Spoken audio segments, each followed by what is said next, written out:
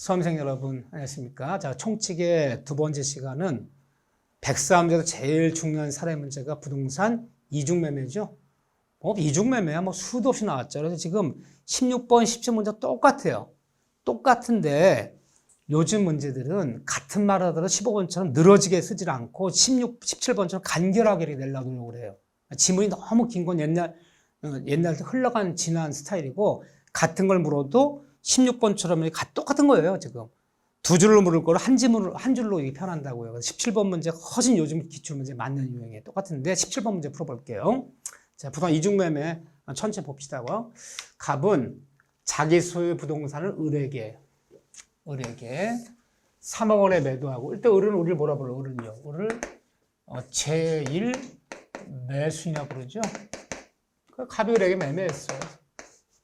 매매하고 3억 원에 매도하고 계약금 등 매매대금 전부를 수령한 후에 이 사실을 알고 있었던 병이, 우리가 같은 병을 우리는 제2 매수냐 부르죠. 알고 있다, 알았다. 악이 알고 있었어. 악이.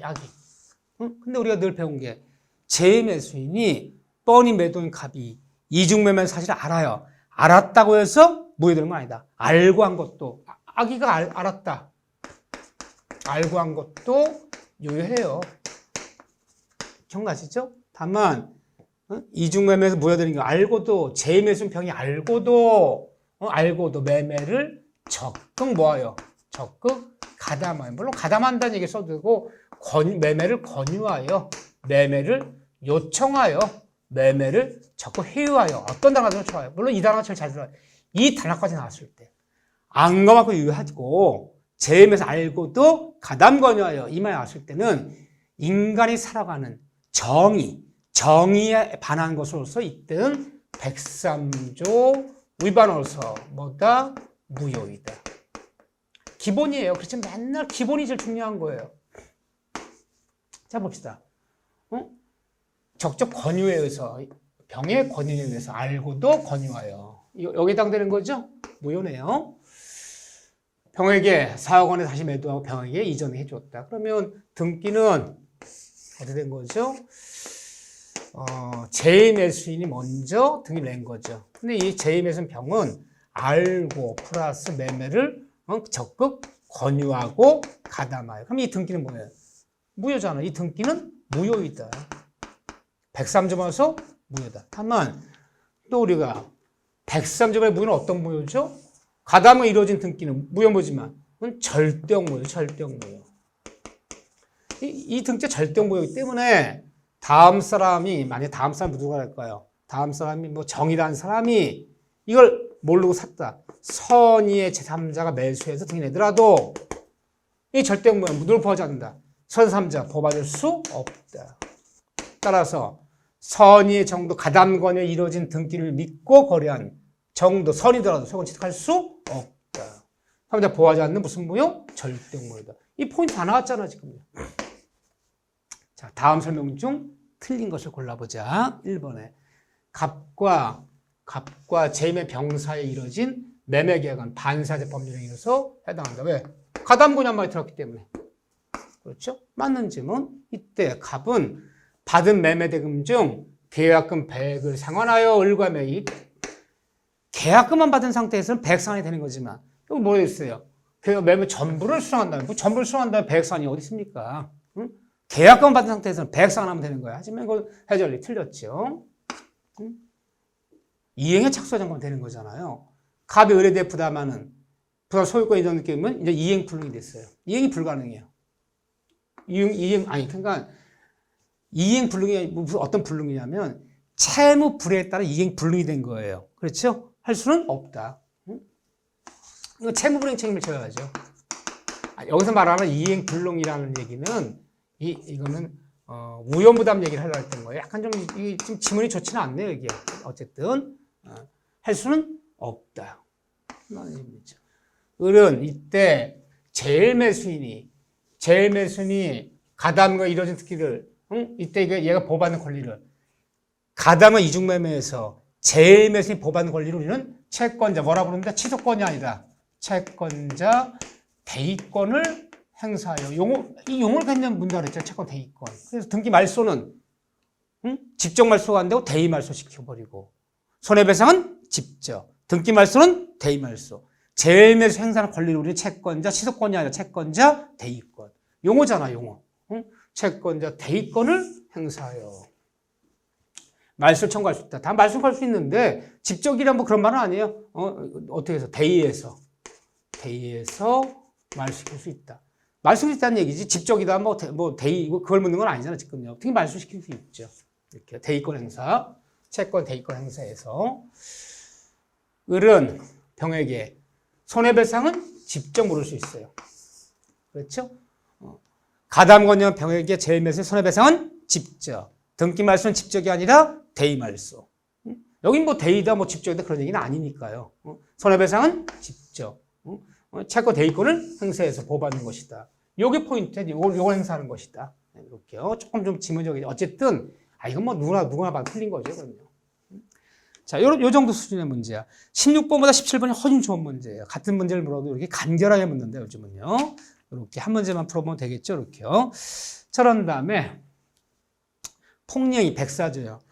폭행 문제는 어렵지가 않아요. 판례도 뭐 2개밖에 없고 뭐 사례도 이건 정말 간단해, 백사조는. 그런데 잘 나와요. 그래서 백사조 문제 틀리면 절대 안 돼요. 아마 총칙 문제 가장 쉬운 문제 중에 하나가 백사조 폭행의 문제예요. 자, 뭐 보면 19번, 20번 다 폭행 문제 다 똑같은 문제인데 우리는 20번 문제를 한번 풀어보자고요. 풀어보자.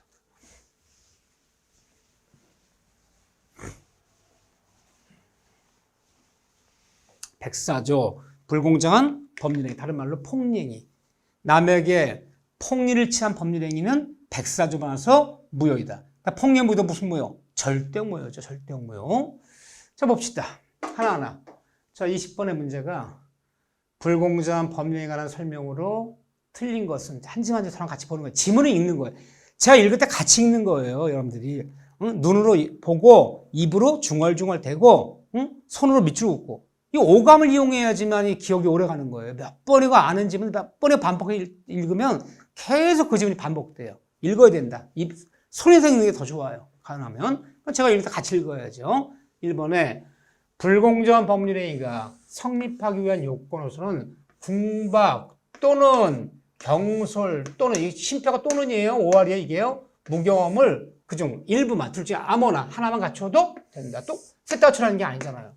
궁박 또는 경솔 또는 무경험 중 하나를 갖추고 상대방이 그것을 알고도 이용하여 셋 다 구별한 얘기가 아니다.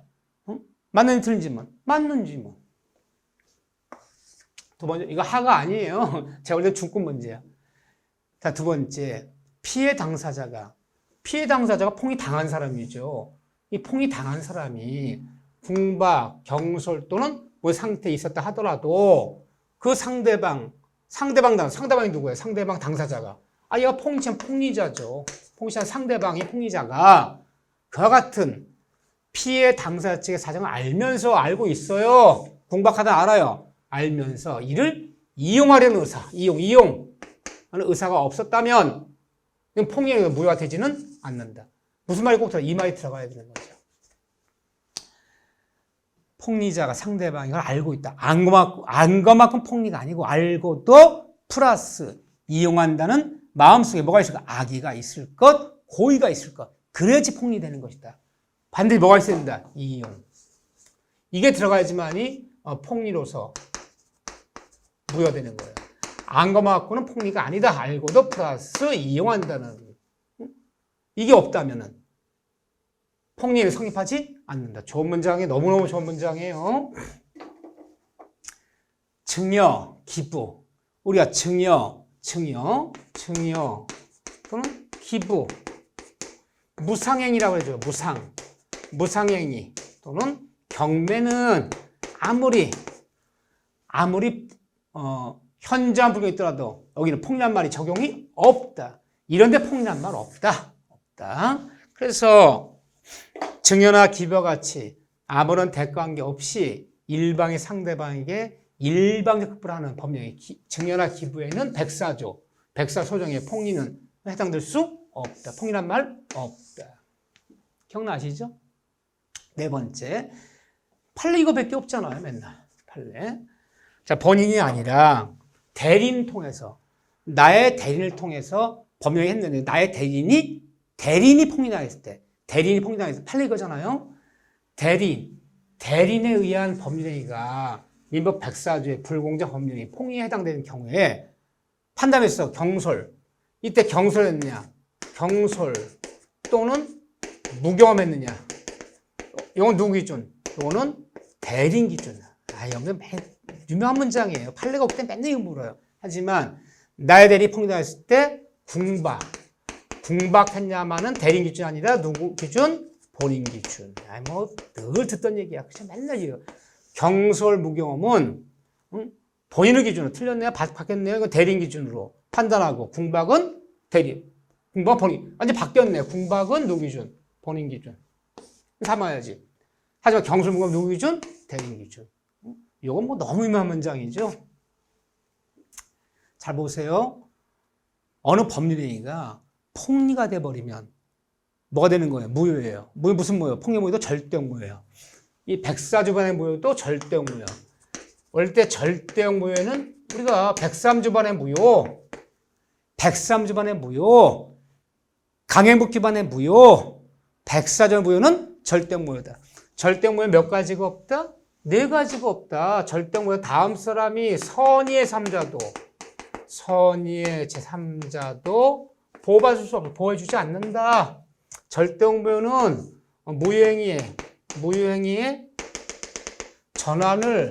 전환되어 허용하지 않는다. 또 절대적 무효는 또 한번 무효된 건 무효행위예요. 무효행위 철회한다. 철회란 말이 없어요. 인정되지 않는다. 또 절대적 무효는 무효행위에 뭐가 없다. 네 가지가 없어요. 추인할 수 없어요.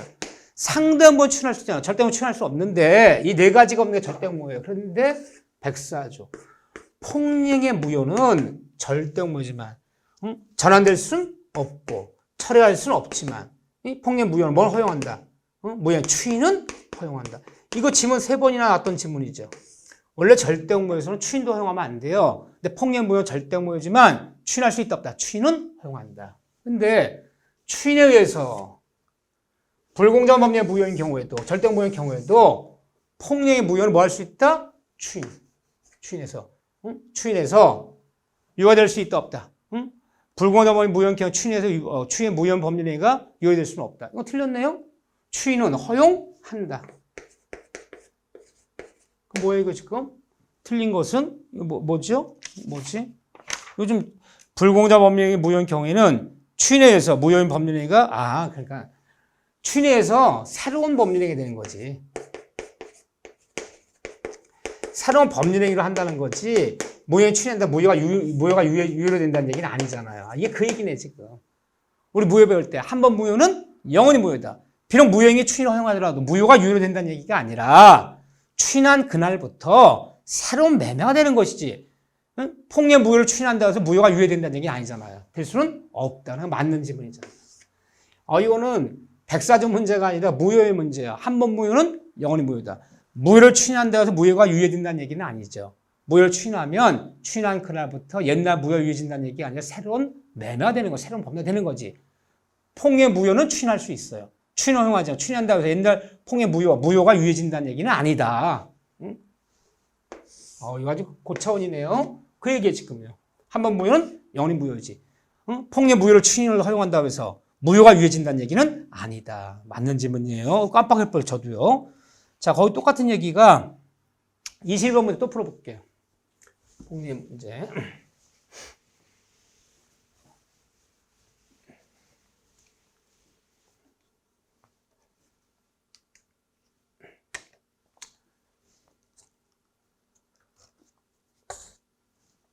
불공정한 법률행위에 104조한 설명으로 틀린 것은 이런 것이 부재수합의 법원에 소송 내지 않겠다. 종종총회 이런 걸 합동행위라 부르는 거예요. 합동행위. 여러 방의 의사가 모이는 거. 그런데 이 폭리행위는 단독행위에도 일방적 의사와 단독행위에도 폭리는 적용돼. 있을 수 있어요. 폭리 있을 수 있어요. 당연히 뭐 계약에도 적용이 되는 거고 폭리는 있을 수 있는 거고 여러 가지 의사가 모이는 합동행위에도 폭리는 적용될 수 있다. 회의하는 게 합동행위예요. 그러니까 모든 법률에 다 폭행이 있을 수 있는 거예요. 이런 게 이제 합동행위라 부르는 거예요. 적용될 수 있다. 맞는 지문이에요. 두 번째, 매매계약이 매매대금의 과다로 말미암아 불공정한 법률에 해당하는 경우 그 매매대금을 적정 금액으로 감액하여 매매계약의 유효성을 인정할 수는 없다. 이게 바로 틀린 거예요. 이게 전 무효행위의 추인은 허용된다라는 거예요. 이거 추인이야, 무효 추인이야, 이게. 원래 절대면 추인도 안 되는데, 야, 옛날 폭리가 그게 내가 1억 줬는데, 내가 3억 더 줄게. 그럼 우리가 새로운 매매를 하자. 좋다. 이 무효 추인은 허용된다. 이게 무효 추인이야, 이게. 그래서 새로운 매매가 될 수 있다는 거야. 될 수 있다 그래야 돼. 없다가 아니라 있다. 이걸 무효행위 추인이라는 거, 폭행이 추인이라는 거구나, 이게. 민법 104조에 궁박은 정신적, 심적 원인에 기인한 궁박을 포함한다. 궁박이라는 것은 경제적인 것만 궁박이 아니다. 정신적이건 심리적이건 쫓기는 마음을 갖고 있다면 다 궁박이 되는 거지. 경제 어려운 것만 궁박이라는 얘기는 아니다. 좋은 질문이죠. 자, 이것도 굉장히 판례 2개 빼먹다 그랬잖아요. 이게 판례잖아요. 어느 법률이니까 현저하게 공정을 잃었다고. 이게 객관 요건이에요. 객관적으로 볼 때 현저한 불균형이 있다고 해서 이것이 있다고 해서 주관적 요건을 추정하지는 않는다. 판례가 현저한 불균형이 있다고 해서 아마 궁박 또는 경솔했을 것이야를 추정한다. 추정하지 않는다. 추정하지 않기 때문에 추정하지 않기 때문에 않기 때문에 이것이 있다. 이걸 추정하지 않기 때문에 반드시 무효 주장자는 무효 추정자가 누굽니까? 폭리 당한 사람이 이 두 가지를 주관적 요건 내가 부동산 계약 맺을 때 내 마음속이 궁박했다는 거 또는 경솔했다는 거 상대방은 이 사실을 알고도 그걸 이용해 먹겠다는 고의가 있었다는 거 그리고 현저함이 있다는 거 현저함이 있었다는 거 이 두 가지를 반드시 입증해야 돼요. 입증 책임을 입증해야지만 무효되는 것이지 현저한 불이 있다고 해서 이걸 추정하는 것은 아니다. 너무너무 위험한 문장이죠. 이 질문. 경매는 폭리란 말은 없다. 맞는 질문이잖아. 됐어. 두 문제 풀면 돼. 그러면 우리 10질문 봤는데 이 10질문 안 빠져나가요. 폭리는 너무 쉬워요. 이거만 정확히 폭리이 절대 틀리면 안 돼. 너무너무 잘 나오지만 그 다음에 23번, 24번, 25번이 다 범위 해석 문제인데 예전에는 이 해석 문제가 과거 얘기하는 거예요. 굉장히 어려운 추상적인 문제들이 막 나왔어요. 7, 8년 전, 9년 전은요. 이거 범위 해석 파트는 법원직, 검찰직 시험 본 애들은 법원에 근무해야 되기 때문에 소송이 어떻게 이루어지는지 이걸 알아야 돼요. 자연적에서 기원적 막 이거 추상적인 얘기 알아야 되지만 중개사 공부하는 사람한테는 부동산 얘기하려고 그러는 거죠. 그래서 다른 거 다 필요 없어요. 막 많이 나온다면 무조건 24번 문제야. 안 나오면 안 나오는 거고요. 여러분들이 뭐 해석에서 그 추상적인 그 판례들 그 기억도 안 나는 거 연락을 하지 마시고 과거에 나왔던 적이 있어요. 그러면 나오면 틀리는 거야. 요즘은 아무나 묻지 않는다. 부동산 민법이다. 부동산 민법. 무조건 그러면 23번, 24번, 25번 중에 혹시 나오면 무조건 25번. 뭐 당연한 얘기죠. 이 한 문제 풀 줄 알면 돼요. 너무너무 위험한 문제죠. 뭐 이 정도 문제만 돼도 이제 75점에서 8점 들어가는 문제죠. 오표시 무효원칙. 기억나시죠? 오표시 무효원칙. 자연적 해석. 자, 바로 문제 풀었고요. 나오면 이거예요. 근데 이것도 과거는 굉장히 자주 나왔는데 너무 어려워서 그런지 요즘 뜸해요. 한 4, 5년 안 나온 것 같아요. 과거에는 뭐 2, 3년마다 한 번씩 물었는데 요거 최근엔 기출문제가 좀 뜸했지만 너무너무 중요한 문제. 왜요? 부동산 민법이다. 우리 부동산에 관련된 얘기 배우려고 총칙 배우는 거지. 학문 배우려고 배우는 거 아니잖아요. 이평한 얘기잖아요. 봅시다. 오표시 무효원칙. 갑은 자기 소유의 엑스토지를 을과 갑거리 매매가 맺는 거예요. 엑스토지를 매매하기로 합의했으나 집원 내 착오를 일으켜서 Y 토지에 관하여 등기를 내주었다. 매매는 엑스토지를 매매하기 합의하고 등기를 Y 토지 내준 거. 제가 뭐 어떻게 했냐. 아파트 매매는 301호를 매매하고 합의하고 등기는 301호가 아니라 103을 승계해준 거. 매매는 엑스토지 매매 합의하고 등기는 엑스토지가 아니라 Y토지를 승계해 준 거죠. 필지를 헷갈려갖고 집을 헷갈려서. 기억나시죠? 오표시 무효인치. 그래서 네 마음과 매도인 값과 매수인 네 마음과 내 마음은 엑스토지를 얼마 사고 매매하기로 합의했으나 집원을 착각해서 계약서에는 뒤집어 준 거죠. Y토지라고 표시하고 매매는 X를 매매한 다음에 등기는 Y토지 등기된 거죠. 그래서 집원을 서로 필지 뒤바꿔 하는 거죠. 그래서 X토지, Y토지를 이 등기한 사건이죠. X토지는 등기가 안 났어요. X는 매매 계약, Y토지 등기한 사건, 오표시 무효인치. 줄로 나와야 돼요. 이때 판례에 따르면 무슨 해석? 마음과 마음이 중요해. 네 마음, 내 마음.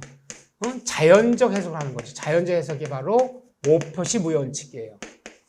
마음이 중요해. 그럼 판례는요. 이 사건에서 네 마음과 내 마음이 X한테 매매했다면 마음과 마음 합의한 X지 매매로서는 유효하고 Y토지는 이 잘못 난 등기, 비록 등기 나더라도 이 잘못 난 등기 나더라도 다 뭐다? 무효이다. 301호를 매면 301호가 등기를 유효한 거지. 매면 301호 매면 103호 등기하면 이거 유효합니까? 103은 매매한 적이 없는데 실체관계에 부합하지 않는 등기가 다 무효예요. 무효다. 무효이기 때문에 다음 사람이 이 잘못 난 등기야. 다음 사람 병이라는 사람이 이 등기 믿고 선의를 거래했다. 선의의 제3자는 소유 건축할 수 없다. 기억나시죠? 등기 공신력이 없다. 하면 무효인 등기는 계속 무효고 따라오는 거지. 내가 선이라 법받는 거? 아니다. 그리고 네 번째, 이때 이 오표시 무효인증 문제 풀 때 X토지 매매하기 합의, Y토지 등기한 사건. 이 오표 무효 문제 풀 때 절대 쓰면 안 되는 용어. 자구원인으로 취소할 여지가 없어요. 이만 쓰면 절대 안 되는 거예요. 이 착오라 그러면 이 등기를 일단 유효해야지 취소를 하는 거지 무효를 취소한다는 건 없잖아요. 그럼 만약에 착오 문제라면요. 잘못한 을등기 일단 유효하다는 거야. 취소할 때가. 취소 안 하면 계속 유효하다는 거잖아. 근데 처음부터 잘못하는 게 무효지. 무효를 취소할 여지는 없잖아요. 그래서 오표무효 칠 때 잘 쓰면 안 되는 거. 착오를 취소할 여지는 있다 없다. 이런 얘기죠. 다 나왔어요 지금요. 그러면 여기서 봅시다. 이게 소리 아니죠. 마음과 매매로선 유효하다는 거죠. 갑과 사이에 엑스토지 간의 매매 계약은 성립하였다. X토지 매매로서는 유효하고 성립했다. 맞네요. Y토지 계약 성립했다는 얘기 아니죠. 이 Y토지 등기는 등기 나더라도 이 잘못 난 등기 나더라도 이 등기는 뭐다? 무효이다. 나왔네요. 이때 갑은 Y토지 매각에 대한 의사표시를 오편 무효인증 붙일 때 절대 쓰면 안 되는 용어 취소란 말 쓰면 안 된다. 취소는 발생할 여지가 없다. 일단 유효해지 취소라는 건 처음부터 이건 무효. 무효를 취소한단 말이 어딨습니까? 이때 선의의 병이 을로부터 Y토지를 매수하였더라도 손 취소할 수 있다 없다? 없다 그래야죠. 선의 공신력 없단 말이에요. 이 점은 너무너무 중요한 문제예요. 요거 니은. 저는 올해 이거 유력하다 봐요. 안 나온 지가 너무 오래됐어. 한 5년 된 것 같아요. 근데 제가 그랬어요. 청취를 배우는 목적 부동산 관련된 얘기 배우자고 그래 배우는 거예요. 중개업 보다 보면 혹시 이런 일이 생길 수 있거든. 착각으로 잘못 등기되는 경우. 이건 너무너무 중요한 문제다. 나머지 문제는 뭐 23번, 25문제 보지도 마셔. 안 나와요. 과거에 한 번씩 나왔지, 이래 때부터. 근데 과거의 시험 문제는 기출문제 많이 변했어요. 과거에는 이게 법무사 시험인지, 법원직 시험인지, 노스쿨 애들 중간고사인지, 중개시험인지 구분이 없어서 다 아무거나 막 냈어요. 지금 철저히 부동산 민법, 부동산에 관련된 얘기 낸다. 추상적인 얘기 안 내요. 이렇게 봐주셔야죠.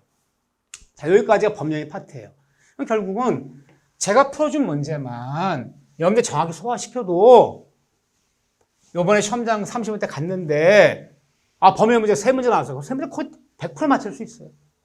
100% 거의 별일이 없는 한. 이게 굵직굵직을 해달라. 나흘만 돼서만 내지 아무 데나 막 내지 않아요. 자, 그런 다음에 페이지 이제 28쪽을 보면 의사표시 파트죠. 참 내가 딜레마가 있는 의사표시. 대리는 그래도 시험에 많이 나오는 편이야. 근데 의사표시는 어떤 때는 한 문제 나와. 어떤 데는 또 두 문제 나와. 물론 세 문제 나온 적도 있어요. 근데 최근을 봐보세요. 근데 기본서 보면 민법 기본서 보면 최근에 기출문제 한 10년치 있어요. 그러면 한 문제 나오는 애도 많아요.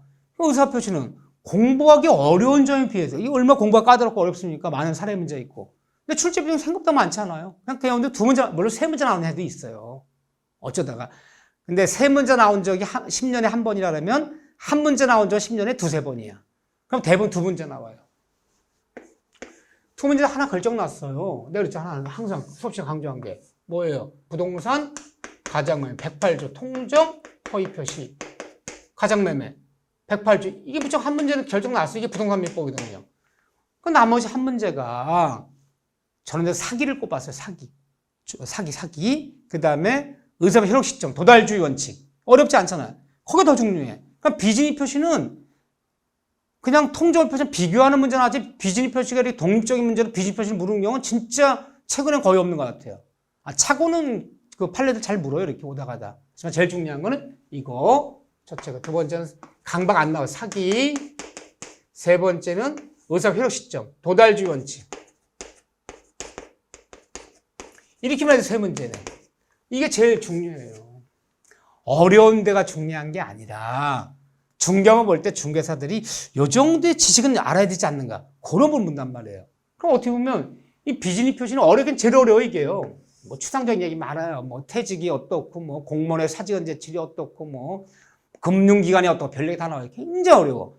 그런데 책은 좋아요.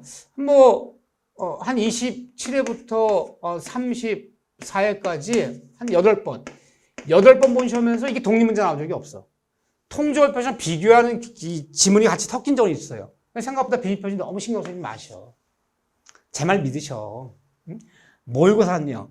많이 내지. 과거에 많이 나왔으니까. 또 이 문제를 내면 또 어려워하잖아요. 어려운 판례들 많아요. 물론 저 판례 정리 한번 해야 되지만 비진입 표시는 이렇게 별표로 따지면 우리가 뭐 비진입, 통정, 차고, 사강방에다 비진입 별표 하나, 통정 별표 3개, 차고 별표 2개, 사기 별표 3개, 도달주의 원칙 별표 3개. 이 정도 이 중요도가 이렇게 들어가요. 이렇게. 차고도 별표 2개예요. 그래서 비진입 표시에서는 뭐 시간 되면 여러 지문물이 능력 되신 분들 보면 좋은데 모의고사 잘 보자 있는 게 아니라 실제 시험 보자 잘 보자 있는 거야. 비진입 표시 문제는 어려워요. 조금만 어렵게 하면 다 90점짜리 이상 문제예요. 그 여러분들이 그래도 한번 보실 분들은 3번 문제.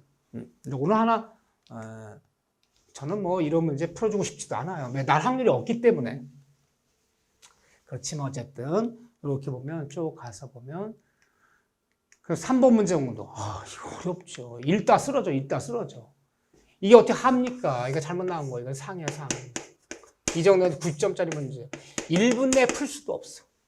뭐 공무원이 어떻고부터 시작해서 뭐 주식회사 근로자가 어떻고 시작해서 자기 명한테 이거는 유명한 문장이지만요. 대출 필요. 이게 다 얼마나 어려운 질문들입니까? 우리가 부동산 얘기가 아니잖아, 지금요. 그래서 여러분들이 그래도 한번 보실 분들은 3번 정도 한번 풀어보는 건 내가 반대하진 않아요. 근데 요즘은 문제를 위한 문제예요. 과거에 이렇게 어렵게 나온 질문이 있었어요. 근데 최근은 이렇게 장화 문제 나오지 않는다. 그럼 나왔다. 야, 그래도 하나 4번 문제예요. 법조문 정도 정확히, 법조문을 정확히 해석할 수 있는가? 4번 정도 문제는 물을 수 있어요. 4번이 제일 중요한 문제. 저는 비진입 표시에서 딱 한 문제만 풀 거예요. 4번. 나오면 난 이게 나온다 봐요. 물론 이런 질문 알면 좋지만, 우리가 뭐 지식을 쌓고 민법이라는 걸 학문을 배우자 있는 건 아니에요. 법대학생이 아니기 때문에. 그러면 그래도 우리한테 법조문 정도 수준을 알아야 된다. 이거 한 문제만 별표 치세요.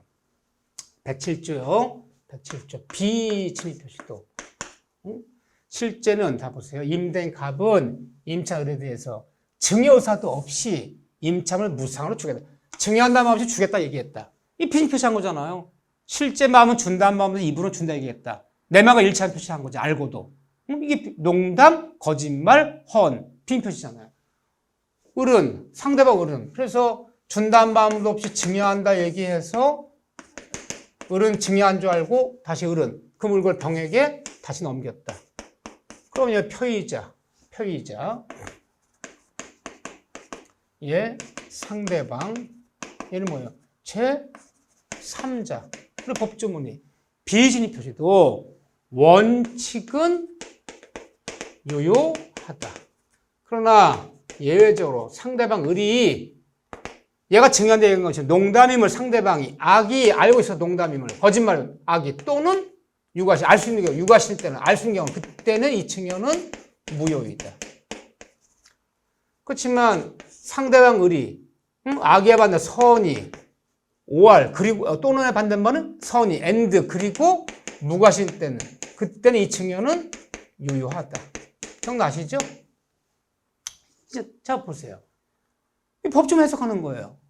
그러면 다음 설명 중 옳은 것은 을이 상대방 을이 알았다 농담 거짓말을 진이 아니면 비진을 알았어요. 악인 때는 병은 소유권을 취득할 수는 없다. 그럼 이게 무효. 얘가 알았어요. 알면 뭐 되는 거야? 무효이지만. 그죠? 한 달에 건너간 제3자가 얘가 뭐라면 선의의 제3자에게는 이 무효를 뭐 하지 못한다? 대항, 주장하지 못한다. 아, 선자 보기정 있잖아. 3자라고 하면 안 되지. 3자 선이라면 소원 취득할 수 있잖아요. 병이 선인지 악인지를 나눠야죠. 제3자 병은. 있다 없다가 마냐. 선인 경우에는 얘 취득할 수 있죠. 대항하지 못하니까. 틀린 질문이에요. 두 번째. 상대 을이 선이라면 과시 있어도 을은 소원 취득 유효하다. 안 돼요. 선이 and 그리고 무과시 갖춰야 둘 다 갖춰야 되는 거예요. 유효해지를 내면. and가 되면 둘 중에 하나 갖추라는 게 아니잖아요. 선이라도 유과시라면 무효가 되는 거야. 선이 그리고 둘 다 갖춰야 돼. 둘 다. 그래 유효한 거야. 과시 있어도 틀렸네요. 상대방 을이 선이 무과시인 때는 을은 소유권을 취득한다. 맞았네요. 선이 and 무과실 and 이건 둘 다 갖춰야죠. 맞네 이건요. 틀렸네 이건요. 을이 선이 무과시인 때에도 병이 악인 때는 그건 취득하지 못한 틀렸죠? 얘가 선이 무과시여서 이게 유해졌어요. 유해진 거잖아. 그럼 을이 소유권 취득했다면 그러면 다음 사람은요. 이게 선이 무과시 유효할 때는 다음 사람 병은 선이 악의를 논할 필요 없는 선이 악의 불문화 모두 소유권 취득하는 거죠. 무슨 취득? 승계 취득. 다만 3자가 선인지 악인지는 이거의 비표시가 상대방이 악이든 유과시에서 무효됐어요. 무효됐을 때 한 달이 건너간 제3자 선이 악을 논해서 하는 거지. 상대방 을이 선이 무과시일 때 유해지면 권리 취득했다면 얘가 을이 소유권 취득하면요. 다음 사람 선이 악 논할 필요가 없는 거죠. 소유권 취득하는 거죠. 기억나시죠? 이게 제일 중요해요. 우리한테 법 좀 해석하는 게 제일 중요해요. 틀렸어요. 을이 악이라면 무효예요. 때도 병은 언제나 소유권. 병이 그렇지만 선이라면 비표시가 상대방 을이 악이든 유과에서 무효했더라도 한 달간 3자가 선일 때는 선3자 무효를 대항하지 못한다. 선3자 보정이 있잖아요. 무효인 경우는 선3자는 보호받을 수 있잖아요. 틀렸잖아요. 이거 연습해 보셔야 돼. 나오면 이거 물어요. 법 좀 해석할 줄 알아요. 이 정도 문제를 풀어도 이건 뭐 70, 저거 볼 때는 75점 정도 가는 점수예요. 어려운 문제예요. 우리 같으면요. 그래서 이 정도 봐주시고요. 자, 그런 다음에 다 좋은 문제들이 많지만 어디를 볼 것이냐면 6번 문제. 자, 통정한 표시 문제 들어가려고 그러는 거예요. 이거 별표 3개예요. 제 의사표시 문제 한 문제 무조건 통정, 허위 표시. 부당 가장매매. 이건 뭐 고정이 고정. 봅시다. 6번부터 봅시다. 자, 6번 봐보세요. 나오는 데를 집중해야 돼. 나올 때를요. 이 넓은 바닥에서 의사표시에서 2문제 나온단 말이에요. 총칙 전부에서 10문제 나오고 그러면 굵직굵직하게 통정, 허위표시, 부동산, 가정매매 108쪽 봐볼까요? 통정, 허위표시에 관한 설명으로 옳은 것은 자 1번에 짠 거, 짜는 거 통정, 짰다는 거 짠 것은 불법이다. 판례가 불법이 아니다. 불법이 아니다. 짠 건 불법이 아니기 때문에 우리가 배웠던 통정의 표시는 부당 가장매매는 우리가 배웠던 불법 유명한 문장이죠. 원인급여에 해당한다. 해당하지 않는다. 해당한다면 안 돼요. 제가 불법인급여 이꼴 103조반 같은 말로 벌었잖아. 비록 통정의 표시가 비록 무효지만 103조 무효는 아니다. 비록 짠 거지 불법에 해당하지 않는다. 이 불법인급여에 해당돼 버리면 첩부와 도박과에 해당돼 버리면 반환 청구가 안 되잖아요. 불법이 아니기 때문에 반환 청구할 수 있다 없다. 있다 그래야죠. 해당하지? 불법인급여 그러면 안 돼요. 해당하지 않는다. 불법인급여 이꼴 이거를 같은 말로 벌었잖아. 103조. 위반에 해당하지 않는다 그래야죠. 해당한다면 틀려요. 유명한 문장이죠? 틀렸네요. 대리인이 대리권의 범위 안에서 현명하여 상대방을 통정했어. 나의 대리인이 통정했어요. 통정표를 한 경우에는 본인이 선이라도, 난 몰랐다. 선이라도 보호 못 받아요. 아, 대리인과 본인 같은 사람을 취급해야지. 본인이, 나의 대리인이 가장 매매했을 때 본인이 선이라 보호받는 거 아니잖아요. 본인과 대리인 같은 사람이다. 선이라고 해서, 유효를 추정할 수 있다. 틀렸죠? 대리인이 사기쳤어요. 본인이 선이라고. 대리인이 가장 매매했어. 본인이 선이라고. 나의 대리인이 103점만 했어. 본인이 선이 몰랐다고 보호받는 거 아니에요. 대리인과 본인이 같은 사람 취급해요. 본인이 선이라고 보호받는 거 아니다. 같은 사람이다. 잘 보셔야죠. 이 가장행위의 매매계약은 무효예요. 무슨 무효? 상대형 무효. 통조표의 무효 상대형 무효예요. 절대형 무효가 아니죠. 한 달이 건넌 3자가 선일 때는 선인 3자를 보호하는 비진표시의 무효. 통의 무효는 상대형 무효. 무효라면 은닉행위의 증여도 무효도 아니죠. 증여는 매매로서 무효지만 숨겨진 은닉행위, 숨겨진 증여로서는 유효하다 그래야죠. 그렇죠? 겉으로 매매로서는 무효. 숨겨진 증여로서는 유효 그래야죠. 틀렸네요. 자, 네 번째 봐볼까요? 이 통조표 무효. 무슨 무효? 상대형 무효. 통조표 표시는 짠 당사끼리는 무효이다. 이게 무효됐어. 무효로부터 보호되는 선의의 3자는 통조표 표시를 알지 못한 건데 과실이 없어야 된다. 틀렸죠? 보호받는 제3자는 선의만 갖추면 되지. 무과실은 요건이 아니다. 기억나시죠? 비진이, 통정, 착오, 사기관과 모두 선의 3자 보정이 있는데 똑같아 네 군데가. 3자는 뭐 맞추면 되나? 선의만 갖추면 되는 거지. 무과실 여부는, 과실 여부는 요건이 아니다. 논할 필요 없어요. 과실이 있더라도 보호받는 거야. 선의만 갖추면. 응? 과실 없어요. 틀렸잖아요. 뭐 맞추면 된다? 선의만 갖추면 무과실 요건이 아니에요. 아주 중요한 문장이네요. 자, 이거 틀리고 5번에 가장 매매 계약의 매수인가? 가장 양순이죠. 직접 이해관계를 맺은 제3자가 악이라 하더라도 그와 다시 법률상 이해관계를 맺은 전득자가 선이라면 가장 매매 계약 무효로서 전득자에 대항할 수는 없다. 보통 우리가 이거는 약간 좀 논란이 있는데 보통 뭘 묻냐면요. 이걸 물어요. 이건 맞는지, 상대적으로 맞는 지문인데, 봐보세요. 갑이 가장 매매해서 우리가 빼돌렸어. 가장 매수인이요. 얘가 병한테 팔았어. 얘가 선이야. 근데 다시 정한테 매매해서 정악이야. 부동산 여기 있어. 얘 보호받으면 받아요. 보호받아요. 무슨 법칙? 엄폐물의 법칙. 이거는 굉장히 잘 물어요. 내 앞선 선이어서 일단 보호받으면 다음 선 악이어도 보호받는다. 엄폐물의 법칙. 얘 소용을 취득한다. 보통 이걸 물어요, 이거를. 근데 얘가 악이야, 악이. 알고 있었어. 다시 매매는 전득자가 다시 선이야. 이 경우에도 얘 소유권 취득한다. 왜요? 선이 3자 보기죠. 그럼 얘도 제3자고, 법학에서는 3자, 4자, 5자 없잖아요. 얘는 당사자, 얘는 제3자.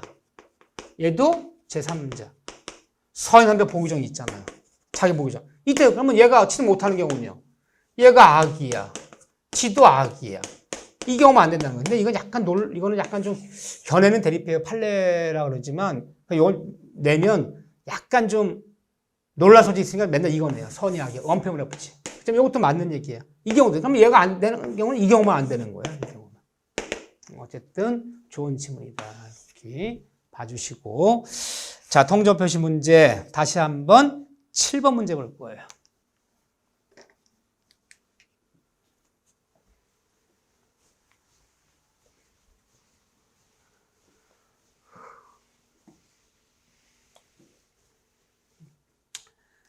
자, 저 나온다 그래서 통조 표시는요. 통조 표시에 관한 설명으로 틀린 걸 고르자. 틀린 거 1번에 통조 표시 짜고한 통조 표시에 의한 법령이도 채권자 취소권의 대상이 될 수 있다 없다. 있다. 가장양대 채권자가 빼돌린 거 알았다면 가장 내 채권에 보호받는 권리를 108조에서 채권에 보호받는 채권자 취소권. 부동산 이중매매에서 제일 매수인이 보호받는 권리는 채권자, 대위권. 108조에서 가장 양도인의 채권자 보호, 108조에서 채권에 보호받는 채권자, 취소권. 이중매매에서 제일 매수인이 보호받는 권리 채권자, 대위권. 용어 정확히 쓰자 그랬어요, 제가. 채권, 취소권을 행사할 수 있다. 맞잖아요. 통절 표시에 의해서 급부한 자는 상대방에게 그 반환을 청구할 수 있다, 없다. 왜? 있다. 반환 청구할 수 있다. 짠 건 불법이 아니다. 불법이 아니기 때문에 우리가 배웠던 불법임금에 해당하지 않는다. 가장양도인은 가장양도인 쫓아가서 부당 반환 청구해도 토지 반환 요구할 수 있다, 없다. 있다. 법적으로 반환 청구할 수 있다. 짠 것은 불법임금에 해당하지 않는다. 너무 좋은 문장들이에요. 통절 표시에서 보호한 3자는 선임은 되는 거지 무과시할 필요는 없다. 너무너무 어려운 문제가 좋은 문제가 아니에요. 가장 기본되는 문제들. 네 번째, 통절 표시에 의한 매수. 이런 매수를 가장 매수인, 가장 양수인이라고 하면 가장 매수인. 매수인으로부터 부동산을 취득한 3자는 허위 표시 무효로부터 보호받기 위해서는 자신의 선임을 증명해야 한다. 왜 틀렸습니까? 3자 선임은 추정해야 된다. 3자 입증하는 거 아니에요. 누가 입증해야 돼? 가장 양도인이 3자 악의를 입증하지 못하는 한 3자 선임이 추정되기 때문에 3자가 스스로 선임 입증하는 거 아니잖아요. 가장 양도인이 악의 입증해야 되잖아요. 틀렸네요. 네 번째, 통저의 표시에 의해서 외형상 형성된 법률관계를 토대로 새로운 이야기입니다. 가장매매에서 가장 양수 앞으로 넘어가 있는 것을 등기를 외형을 신뢰해서 등기를 믿고 거래한 사람은 선의 함자로 추정되는 거죠. 허위표의 무효를 대행하지는 못한다. 얘가 선의 함자잖아요. 여튼 그 무효를 대행하지 못한다. 대행하지 못한다 의미도 아시죠? 쫓아가서 가장 양도인이 무효를 주장할 수는 없지만 선의의 3자 측에서 무효를 주장하는 것은 무방한 거. 이게 대행하지 못한다는 의미잖아. 근데 어쨌든 외형을 믿고 거래한 선 3자 때문에 무효를 대행하지 못한다. 맞잖아요. 나는 이 문제가 오히려 좋은 문제예요. 우리 수준의 문제가 딱 이런 식의 문제가 총칙 문제 중에 요정수의 문제 5문제 나와요. 요정 더도 아니고 덜도 아니고. 자, 7번까지 해놓으시고 8번 문제는 지우세요. 이거 일단 쓰러지겠어요. 이거 어떻게 1번에 풉니까? 1번엔. 그리고 그 니을번 봐보세요. 8번 문제 35페이지 8번 문제. 니을번 가장 소비대체 대주가 파산. 무슨 말인지 몰라. 우리가 파산을 배웁니까? 파산관제를 배웁니까? 뭘 배웁니까? 응? 무슨 말인지 모르잖아요. 이렇게요. 이름이 막 섞이잖아요. 비유법 문제도 그렇고. 그래서 너무 어려운 지문이 많아요. 필요 없는 지문이 많기 때문에 지우라는 거야. 문제 많아요. 그러니까 여러분들이 문제 갖고 하지 말라는 거야. 이거 풀다 쓰러져요. 8번 문제 지우고 보지 마시고 일단 7번 문제까지 풀어놓고 나서 나머지 문제를 다음 시간에 이어서 차고 사기강박까지 풀도록 하겠습니다. 여기까지 잘 복습. 풀어준 문제를 다시 한번 보자. 그래도 이해가 안 되면 교과서도 찾아보고 해결하자. 이렇게요. 한 문제를 3문제처럼 풀어야 돼요. 여러 문제 푸는 것보다 여러분들은 정문제 아닐 때 한 문제를 풀어도 똑바로 시간을 오래 걸려서 찬찬히 푸는 게 중요해요. 자꾸 그 기억을 하시고 지문을. 네. 여러분들 수고하셨습니다.